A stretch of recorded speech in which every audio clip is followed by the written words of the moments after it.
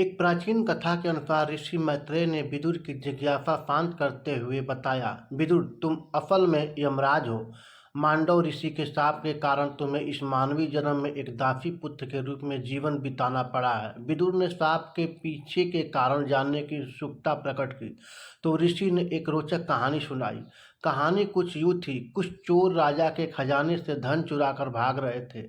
मानो पतंग की डोर टूट गई हो और वे हवा में उड़ रहे हों। सिपाही हर तरफ उनकी तलाश में थे, पर चोरों का पकड़ में आना मुश्किल था। भागते भागते वे एक घने जंगल में पहुंचे, जहां मांडव्य ऋषि का आश्रम था। डर के मारे चोरों ने लूटा हुआ धन आश्रम में छिपा दिया और फिर से वहां से भाग गए। राजा के सैनिकों ने चोरों का पीछा करते हुए मांडव ऋषि के आश्रम में पहुंचे। खूब तलाशी ली गई और अंततः चोरी का माल आश्रम में मिल गया। सैनिकों ने बिना कुछ समझे ऋषि को ही चोर समझ लिया।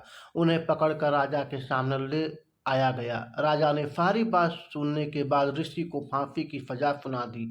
ऐसा फैसला जो मानो पत्थर पर लिखा हुआ था, बदलने वाला नहीं था। जब ऋषि को फांसी दी जा रही थी तब वे मंत्र जाप में लगे थे, जैसे कोई अद्भुत रक्षा कवच ओढ़े हों। राजा के सिपाहियों ने उन्हें फांसी पर लटका दिया, पर अचंभे की बात है, ऋषि के प्राण नहीं निकले। समय बीतता गया और सैनिकों की हैरानी बढ़ती गई। वे हैरान थे कि फांसी पर लटके होने के बावजूद ऋषि के प्राण कैसे बच रहे हैं। यह एक ऐसा रहस्य था जिसने सभी को स्तब्ध कर दिया। राजा की गलती का एहसास हुआ, जैसे नींद से वह जग गया हो।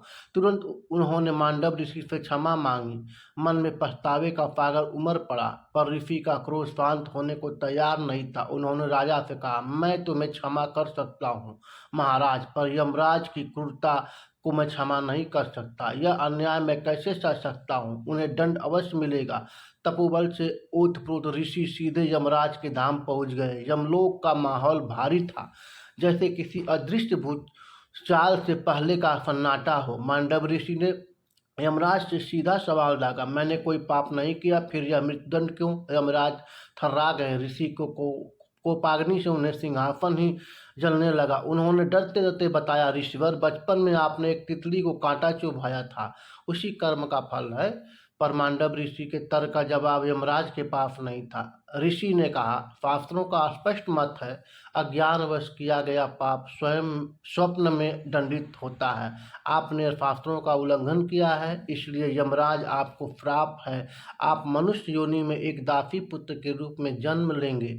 मैत्रेय ऋषि ने विदुर से बातचीत समाप्त करते हुए कहा, और देखिए विदुर, यही श्राप का फल है कि आप कुरु वंश में एक दासी पुत्र के रूप में अवतरित हुए हैं। कहानी का अंत एक कर्म और उसके परिणाम की कड़वी सच्चाई बताता है। इसीलिए हर कर्म को सोच समझकर करना चाहिए, अन्यथा उस कर्म का फल भी आने वाले कल में भुगतना ही पड़ता है।